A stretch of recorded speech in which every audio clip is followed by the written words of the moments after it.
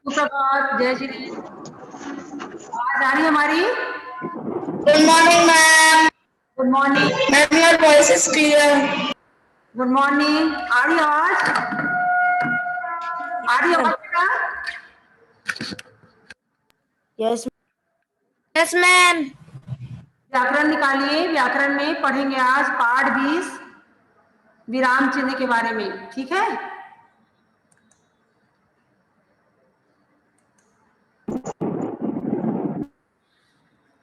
निकाल के बैठिए।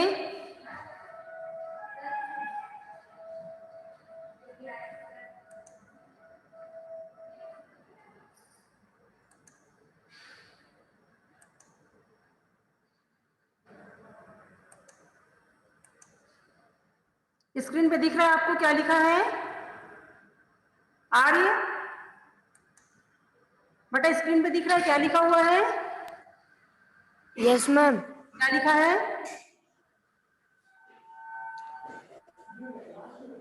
हम जब भी बातचीत करते हैं तो दूसरे को अपने भाव समझाने के लिए कहीं थोड़ी विराम चिन्ह लिखा हुआ है। हेडिंग जो डला हुआ है वो विराम चिन्ह। पिछली क्लास में आप लोगों ने पढ़ा है विराम चिन्ह किसे कहते हैं, ठीक है?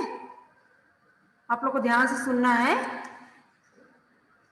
हम जब भी बातचीत करते हैं तो दूसरे को अपने भाव समझाने के लिए कहीं थोड़ी देर के लिए रुकते हैं।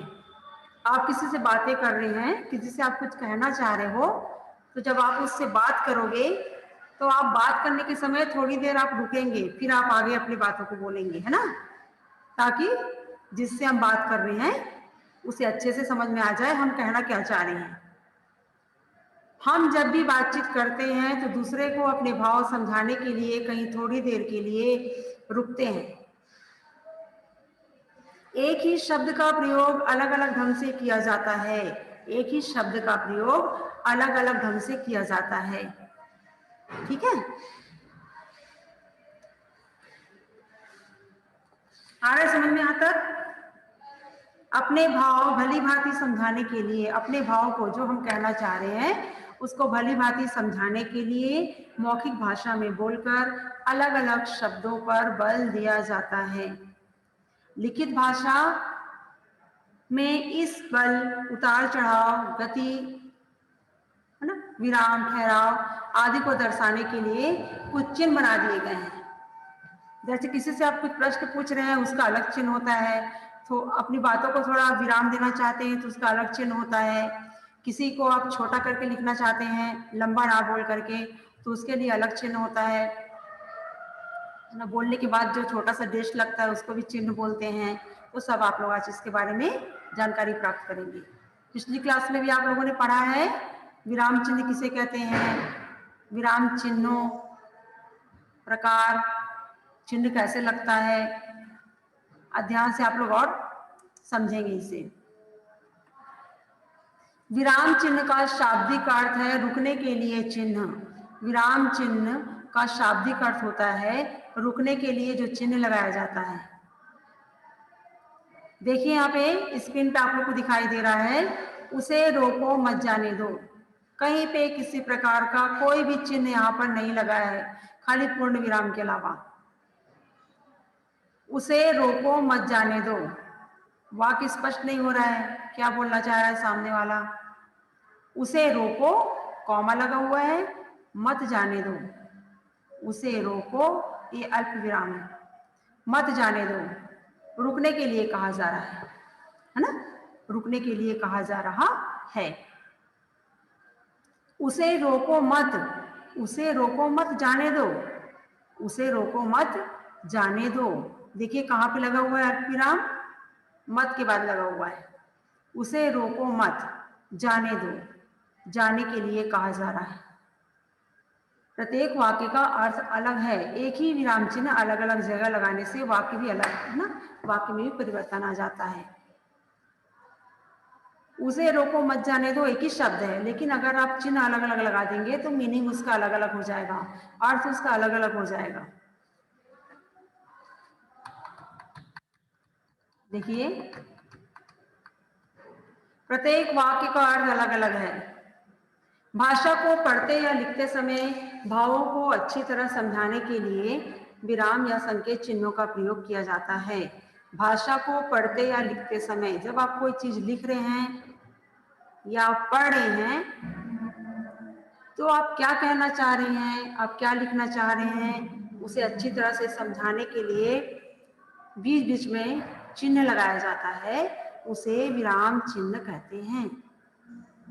भाषा को पढ़ते या लिखते समय भावों की अच्छी तरह समझाने के लिए, भावों को अच्छी तरह समझाने के लिए या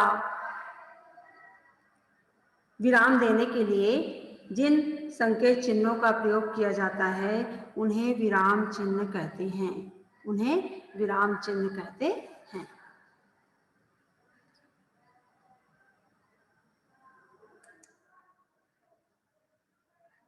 हिंदी के प्रमुख विराम चिन्ह पिछली क्लास में आप लोगों ने 11 पढ़ा था, है ना?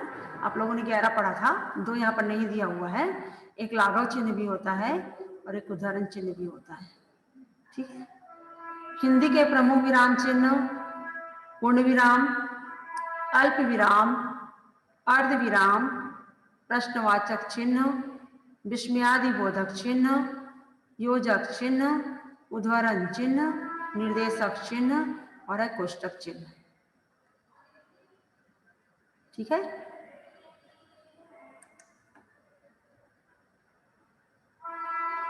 आ रहा समझ में? पूर्ण विराम, अल्प विराम, अर्ध विराम, प्रश्नवाचक चिन्ह, विस्मयादि बोधक चिन्ह, योजक चिन्ह, छोटा डेस रहता है, उद्धरण चिन्ह, निर्देशक चिन्ह, कोष्टक चिन्ह। अभी डिटेल में आप पढ़ेंगे सब चिन्हों के बारे में।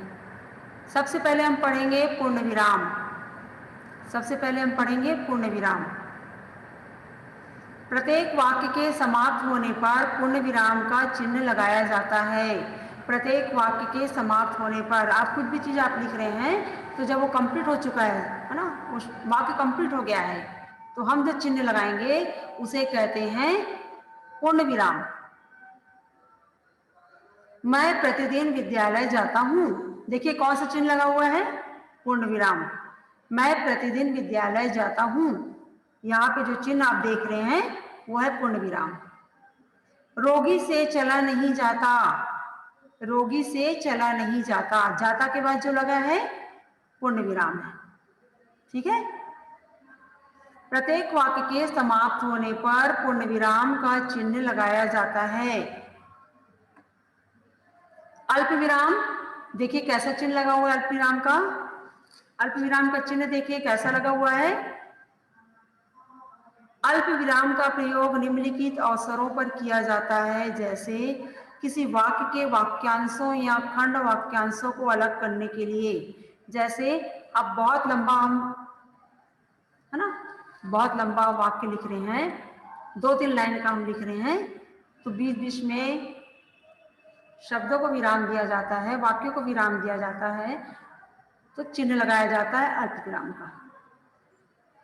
जिन लोगों ने महात्मा गांधी को देखा है वे जानते हैं कि वे कितने सीधे साधे थे। जिन लोगों ने महात्मा गांधी को देखा है अल्प विराम, वे जानते हैं कि वे कितने सीधे साधे हैं, ठीक है।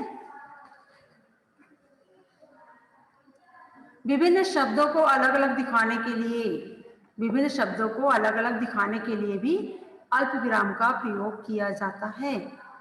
विज्ञान, कॉमा, इंग्लिश में कॉमा कहते हैं आप लोग, है ना। विज्ञान के बाद अल्प विराम, अर्थशास्त्र के बाद जो लगा है अल्प विराम। इतिहास श्री वेंकटरामन के प्रिय विषय थे। तनिका क्या डाउट है बेटा आपको?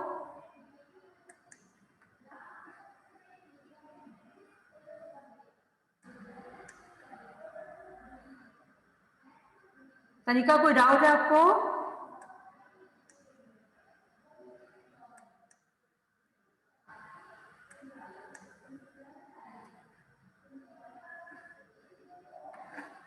चलिए आगे बढ़ते हैं। तनिका क्या डाउट है बेटा?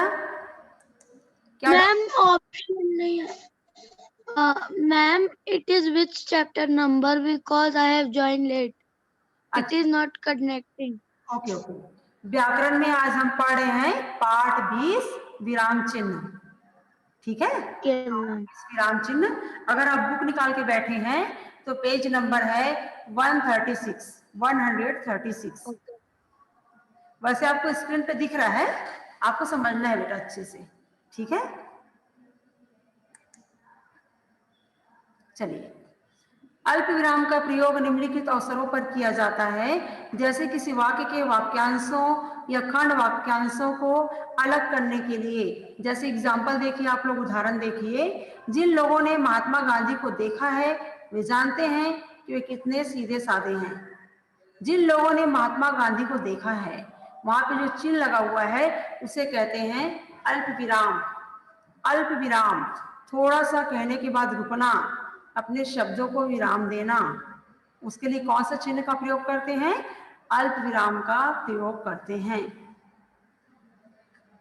विभिन्न शब्दों को अलग अलग दिखाने के लिए आप लोग लिखते हैं हमेशा, जब आप लिखने बैठते हो तो जब आप अलग विज्ञान है, अर्थशास्त्र है, इतिहास है, वैसे किसी का नाम आप लिखते हो, है ना, किसी बच्चे का नाम आप लिखते हैं, अलग अलग बच्चों का, तो एक नाम के बाद आप कॉमा लगाते हैं, दूसरे नाम के बाद आप कॉमा लगाते हैं, तीसरे नाम के बाद आप कॉमा लगाते हैं। तो जो आप कॉमा लगा रहे हैं वो अल्प विराम होता है, ठीक है, उसे अल्प विराम कहते हैं।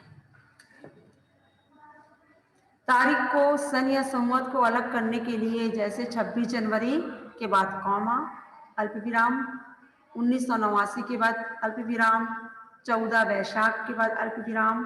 यानी आप लोग को ये उदाहरण बताया जा रहा है कि कहाँ कहाँ पे अल्प विराम और कैसे लगाया जाता है। संबोधन अथवा हाँ नहीं के बाद, संबोधन करते हैं हम, किसी को संबोधित करते हैं, हाँ नहीं हम बोलते हैं, उसके बाद भी लगता है। मंजुल, अल्प विराम, कहाँ थे तुम? प्रश्न पूछ रहे हैं मुझसे। नहीं, अल्प विराम, मुझे नहीं जाना, ठीक है। अब है अर्धविराम। अर्धविराम देखिए कैसा चिन्ह होता है अर्धविराम का, छोटा सा बिंदी है, नीचे कॉमा है। अर्धविराम, जहां पर एक वाक्य वाक्यांश दूसरे के साथ दूर का संबंध प्रकट करते हुए, है ना, जहां पर एक वाक्य वाक्यांश दूसरे के साथ दूर का संबंध प्रकट करते हुए अधिक ठहरने, जहां पर एक वाक्य वाक्यांश दूसरे के साथ दूर का संबंध प्रकट करते हुए अधिक ठहरने की आवश्यकता अनुभव करें, वहां अर्धविराम चिन्ह का प्रयोग किया जाता है। एग्जाम, आप उदाहरण से समझिए आप लोग। अर्धविराम, उसका चिन्ह को आपको याद रखना है, कौन सा चिन्ह है? अगस्त 1996 को मूसलाधार वर्षा हुई। अगस्त 1996 को मूसलाधार वर्षा हुई।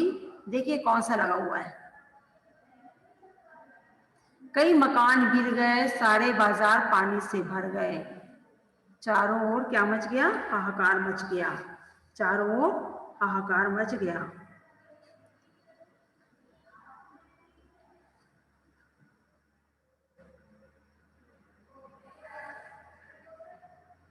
देख रहे हैं आप लोग? दिखा आप लोग को? समझ गए यहां तक? आगे समझ में आता? अर्धविराम चिन्ह देखो कैसा है।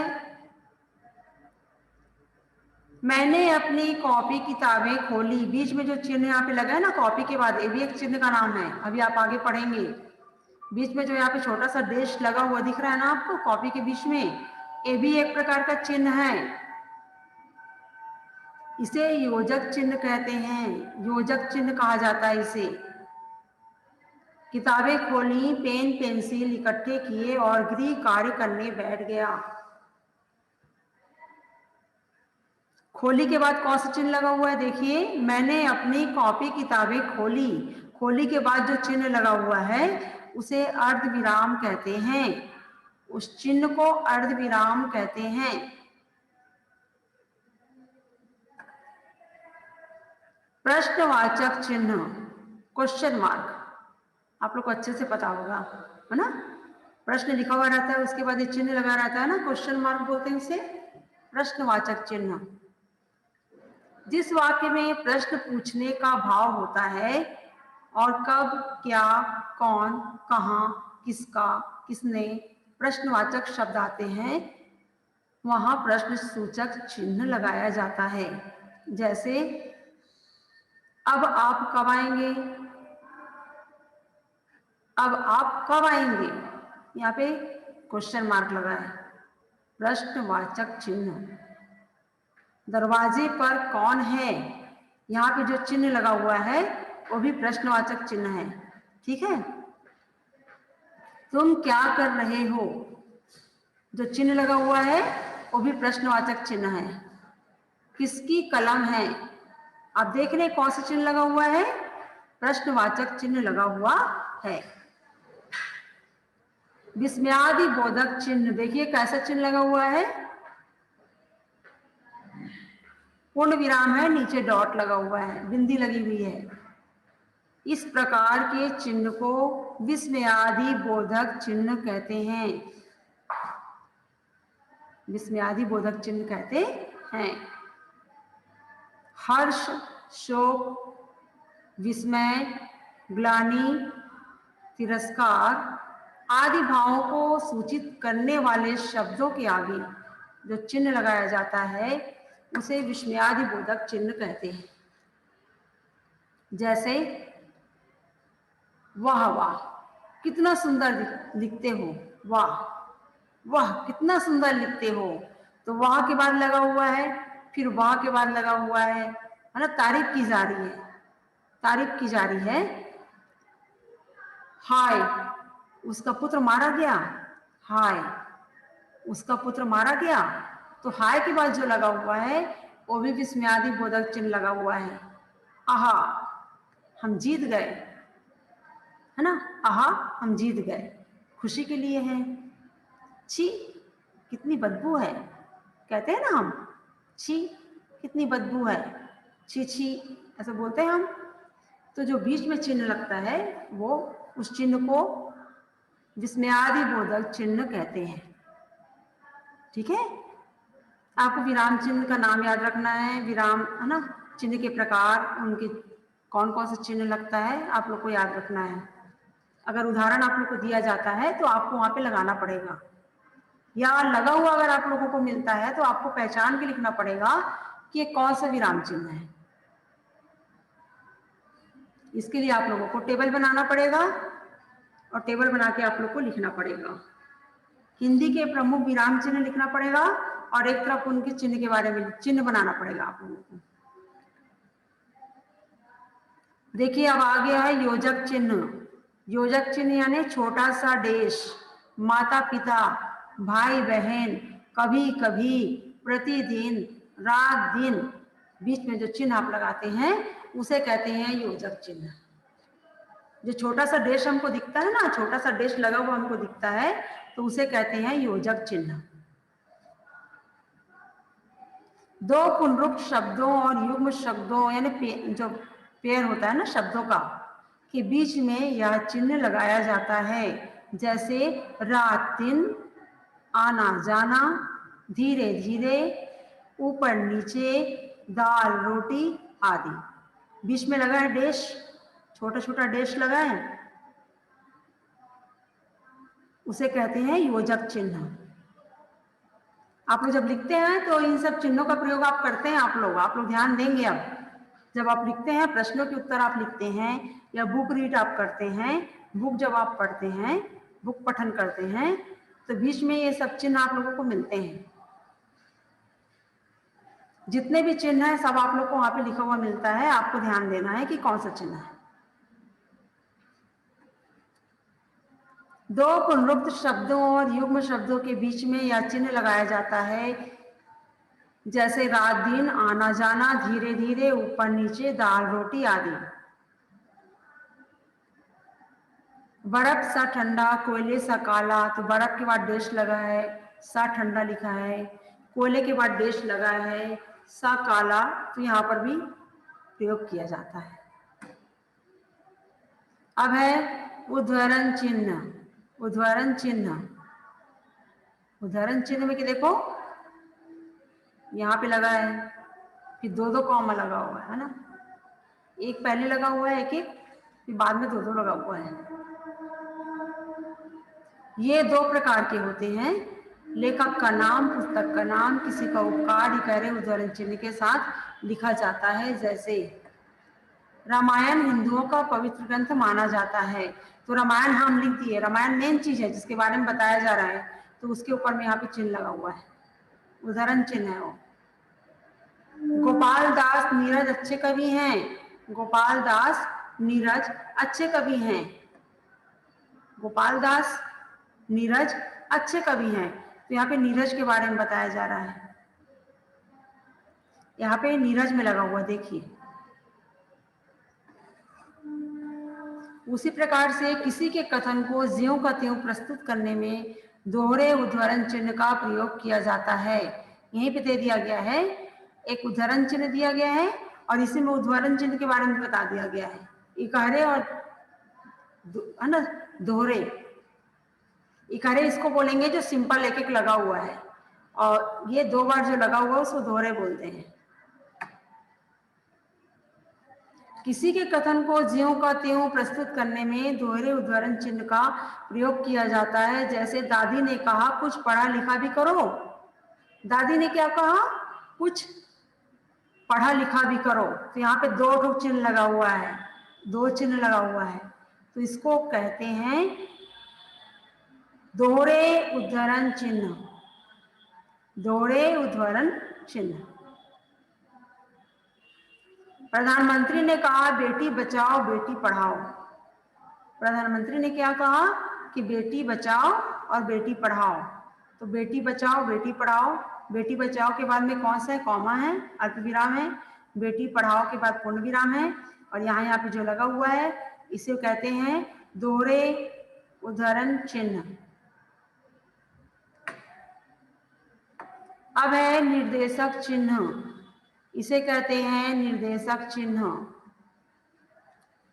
योजक चिन्ह और निर्देशक चिन्ह दोनों सेम होते हैं, अंतर खाली ये होता है कि योजक चिन्ह जब आप लिखते हैं तो छोटा सा लाइन खींचते हैं आप, छोटा सा डैश, और निर्देशक चिन्ह जब आप लिखते हैं तो वहां पे थोड़ा सा बड़ा सा डैश रहता है, थोड़ा बड़ा डैश हम लगाते हैं, उसे कहते हैं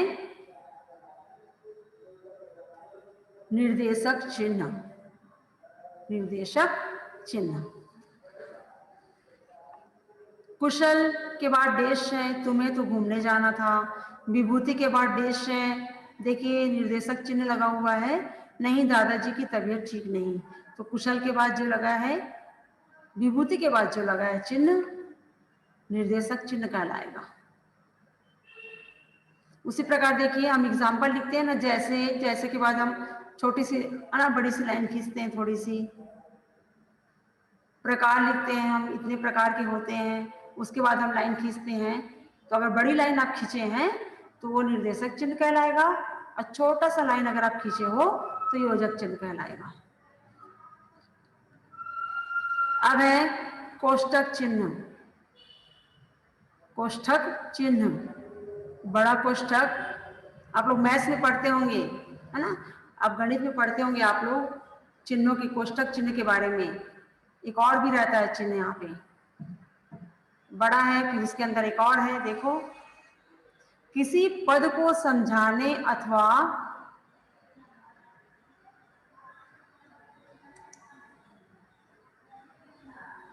चलिए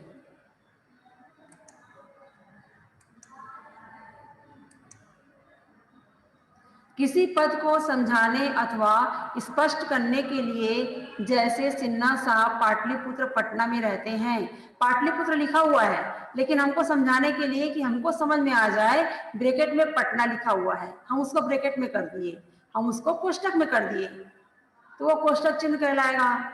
एकांकी अथवा नाटक में रंगमंची संकेतों को समझाने के लिए, जैसे धीरे धीरे पर्दा उठता है ना, ये हम समझ रहे हैं, हमारे समझाने के लिए बोली जा रही है बातें, तो उसको क्या करेंगे, ब्रैकेट में लिख देंगे और ब्रैकेट बंद रहेगा, तो वो कोष्ठक चिन्ह आता है। आगे समझ में आप लोगों को? एक और होता है लाघव चिन्ह, जो यहाँ पे नहीं दिया हुआ है। एक होता है लाघव चिन्ह, छोटा सा गोला होता है, उसे लाघव चिन्ह कहते हैं। किसी चीज को अगर हमें बड़ा करके नहीं लिखना है, उसका नाम हमको छोटा करके लिखना है, जैसे डॉक्टर है ना, हम बताए थे पिछले साल आप लोगों को। डॉक्टर है, इतना बड़ा डॉक्टर आपको नहीं लिखना है ना, आपको डा करके गोला कर देना है, तो उसे कहते हैं लाघव चिन्ह, उसे कहते हैं लाघव चिन्ह। बहुत सारे एग्जाम्पल हैं, पंडित जवाहरलाल नेहरू, पंडित जवाहरलाल नेहरू, तो इतना बड़ा पंडित ना लिख करके आप पा करके है ना गोल कर देंगे छोटा सा, तो वो पंडित कहलाएगा, तो उसको कहते हैं लाघव चिन्ह, उसे कहते हैं लाघव चिन्ह। एक बार और समझ लीजिए आप लोग।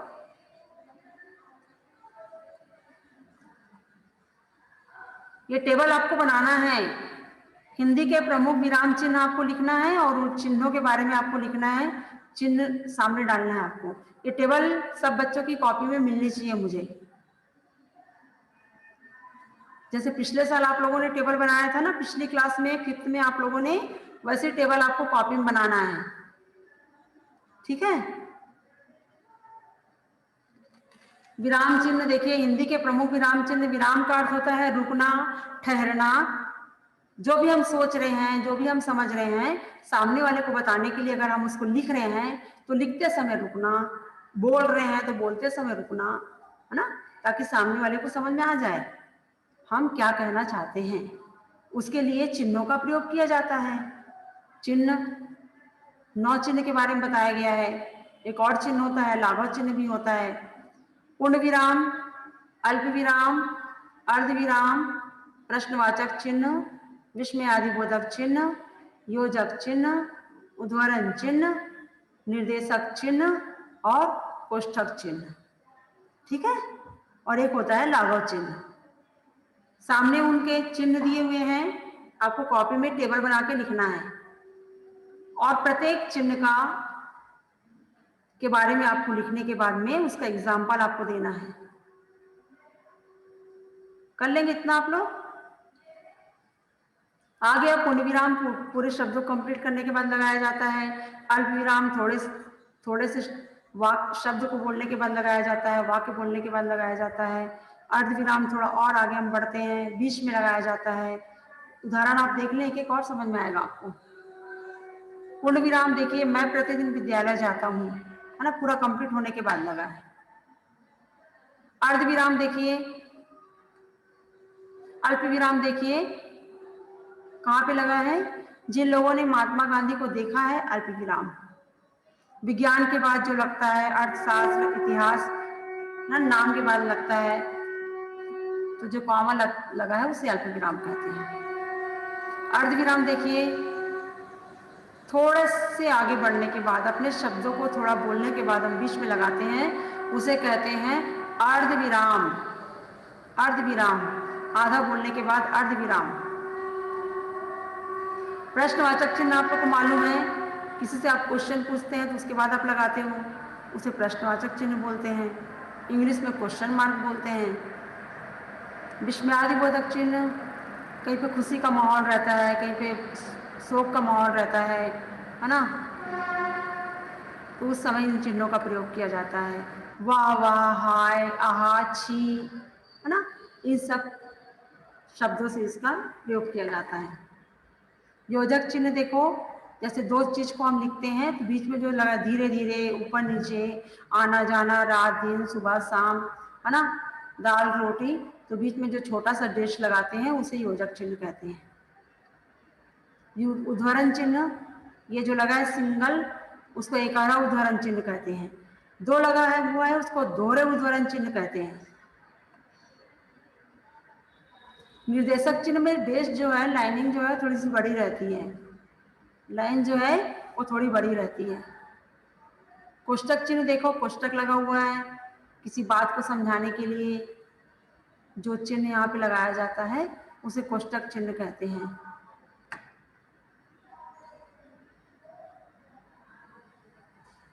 देखिए, आप बहुत सारे उदाहरण दिए हुए हैं बुक में, आप लोगों को यहाँ पे सब में चिन्ह लगाना है। बहुत सारे एग्जाम्पल दिए हुए हैं बुक में, देखिए आप लोग खोल के, है ना, करेंगे घर में बैठ के। बहुत सारा एग्जाम्पल दिया है, अरे के बाद कौन सा लगेगा, विस्मयादिबोधक लगेगा, यहाँ पे पूर्ण विराम लगेगा। तुम मुझसे क्या चाहते हो, कॉमा, वसुधा और श्यामा, मैं और तुम सबको साथ लेकर बाजार चलते हैं। वह के बाद यहाँ पे विस्मयादिबोधक चिन्ह लगेगा। इसी प्रकार से आप लोग को लगाना है। ठीक है, आगे समझ में, और अच्छे से बुक निकाल के आप पढ़ेंगे तो और अच्छे से चिन्हों के बारे में समझ में आ जाएगा आप लोगों को। कोई डाउट है तो फिर हमसे पूछिएगा कल की क्लास में।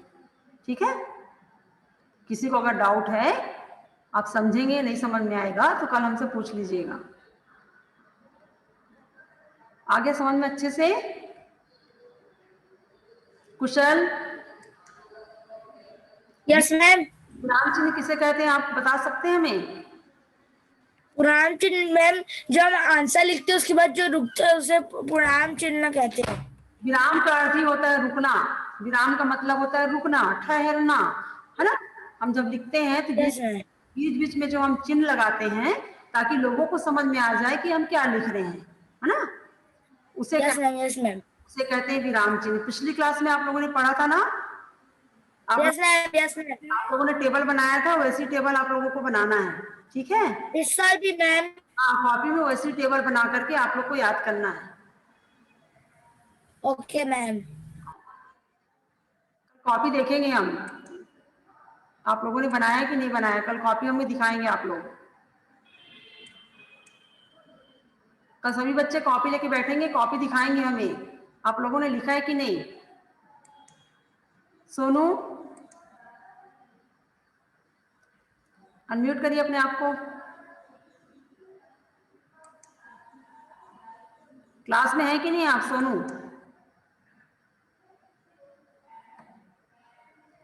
तीर्थ समझ में आया अच्छे से? अनम्यूट करो तीर्थ। Yes ma'am. बेटा समझ में आया विराम चिन्ह? Yes ma'am. पिछली क्लास में आप लोगों ने किया था ना, क्लास 5 में आप लोगों ने टेबल बनाया था, याद है आपको? Yes ma'am. वैसी टेबल आप लोगों को बनाना है। ठीक है, कल यस मैम। हम कॉपी चेक करेंगे, कॉपी में अपने बना करके रखेंगे आप। ठीक है, यस मैम। ओके। तनिका, कोई डाउट है आपको? तनिका, कोई डाउट है बेटा? Yes ma'am. मैं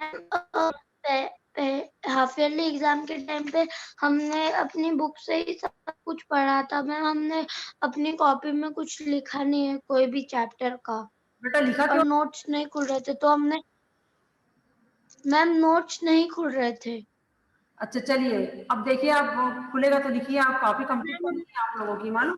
वसंत बुक के मैम हमने वसंत बुक के सारे चैप्टर्स के प्रिंट आउट ले लिए थे क्योंकि बहुत एंडिंग में आया था, वो नोट्स बहुत लास्ट में खुला था, इसलिए हमने उसके प्रिंट आउट ले लिए थे। और व्याकरण का तो खुल ही नहीं रहा था। देखिएगा बेटा, व्याकरण का अगर आप खुलता हो तो व्याकरण कॉपी कंप्लीट करिए आप। ठीक है, क्योंकि व्याकरण से बहुत सारे क्वेश्चन आते हैं, पता ना आप लोगों को। चलिए, बाकी कल की क्लास में जो भी डाउट है आप लोग क्लियर कर लीजिएगा।